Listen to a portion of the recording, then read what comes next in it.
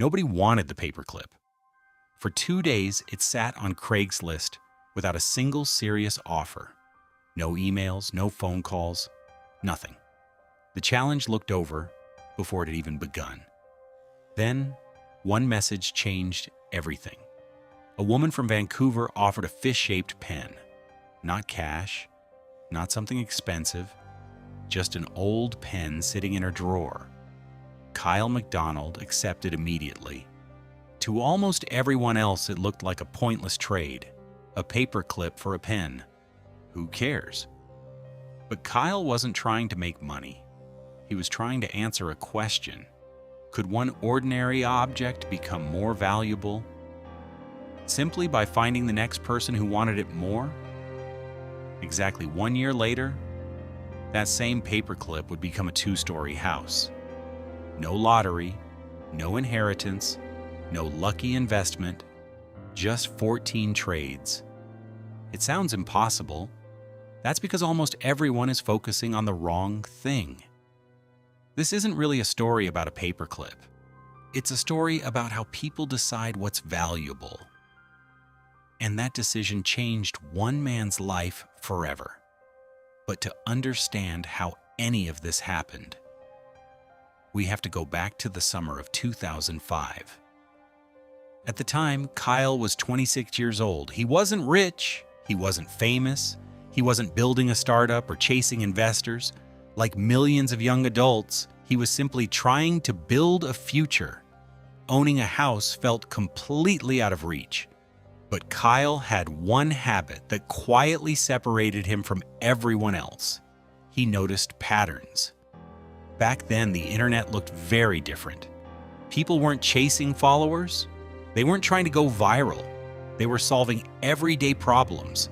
Craigslist was full of strange trades: a bicycle for a guitar, a couch for a television. On paper, those deals made no sense. The prices were completely different. Yet both people usually walked away happy. Kyle couldn't stop thinking about that. Why? Because the value of an object wasn't fixed. It depended on who needed it. A camping stove gathering dust in one garage could be exactly what someone else had been searching for. That simple idea refused to leave his mind. What if value wasn't something you owned? What if it was something you discovered? Most people would have forgotten that thought by the next morning. Kyle decided to test it. He walked over to his desk, picked up a plain red paperclip, opened Craigslist, and posted a single sentence: trade one red paperclip for anything. Then he waited. The first day passed. Nothing. The second day passed. Still nothing. Maybe the whole idea really was ridiculous. Then came the email. The fish-shaped pen wasn't a big win, but it proved something far more important. A complete stranger had traded for a paperclip. The experiment worked. Kyle listed the pen the very next morning. A few days later, it became a handmade ceramic doorknob, then a camping stove, then an electric generator. Each trade looked stranger than the last, but something even more interesting was happening. People had stopped watching the objects. They had started watching the story. And once that happened, the challenge was no longer just Kyle's. The internet wanted to know how it ended. The next trade happened faster. Then the one after that. Soon, Kyle wasn't waiting for offers anymore. People were coming to him. The ceramic doorknob became a camping stove. The stove became an electric generator. Each trade looked a little more ridiculous than the last. Yet every person walked away convinced they'd made the better deal. That was the strange part. Nobody felt cheated. Nobody felt tricked. Both sides genuinely believed they had won. Kyle wasn't creating value. He was uncovering it. Before long, something unexpected happened. People stopped talking about the trades. They started talking about Kyle. His website filled with visitors. Local newspapers wanted interviews. Radio stations called. Then television crews showed up. The challenge had escaped Craigslist. It was becoming a national story, and every headline created the same question. How far can this actually go? The attention changed everything. More people knew about the project. More people wanted to be part of it. Some weren't even interested in the object Kyle was offering. They wanted to say they had taken part in the challenge everyone was talking about. For a while, it felt unstoppable. Then reality caught up. The bigger the items became, the harder they were to trade.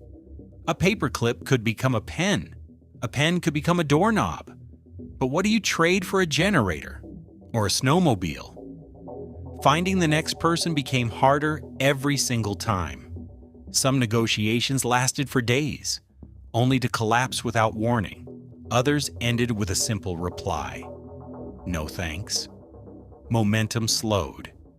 The excitement that had carried the project from one trade to the next began to disappear. For the first time, Kyle wondered if the challenge had finally reached its limit. Maybe everyone had been right. Maybe a paperclip could only go so far. Then something happened that nobody expected. Kyle traded the generator for a snowmobile. A real snowmobile. The story exploded again. People who thought the challenge was over suddenly started paying attention. If a paperclip could become a snowmobile, what couldn't it become? That single trade opened doors Kyle never imagined. One opportunity led to another. Soon, someone offered him a recording contract. Kyle wasn't a musician. He had no use for it. But someone else did. So he traded again. The recording contract eventually became something even stranger, a role in a Hollywood movie. At this point, Kyle wasn't collecting expensive things. He was collecting momentum. Every trade made the next one possible. Every headline attracted another opportunity. The experiment had become bigger than one man, bigger than one paperclip. There was just one problem. None of those things were a house. And after everything Kyle had achieved, the final step suddenly looked like the hardest one of all. Every new lead ended the same way. We love the story, but we're keeping the house. Another phone call, another rejection, another dead end. For the first time in almost a year, Kyle had no idea what the next trade would be. The momentum that had carried the challenge from a paperclip to a Hollywood movie role was gone. Maybe the critics had been right all along. Maybe this was where the story ended. Then the phone rang. The caller wasn't a millionaire or a real estate developer. It was someone from a tiny town in Saskatchewan called Kipling. Like many small towns, Kipling had a problem. Young people were leaving. Local businesses were struggling. Outside the province, almost nobody had ever heard of it. Kyle wanted a house. Kipling wanted the world to notice them. For the first time, the impossible trade actually made perfect sense. A few weeks later, Kyle arrived in Kipling. The town was waiting. So were television cameras. He handed over the contract for the Hollywood movie role. Someone stepped forward and placed a set of house keys into his hand.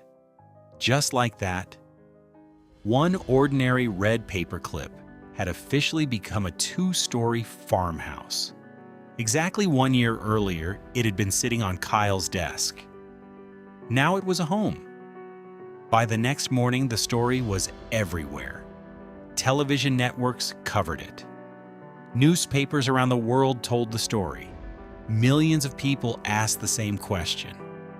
How did he actually do it? Most people say it was luck, but luck doesn't explain 14 successful trades. The paperclip never became more valuable. It was the same piece of metal from beginning to end.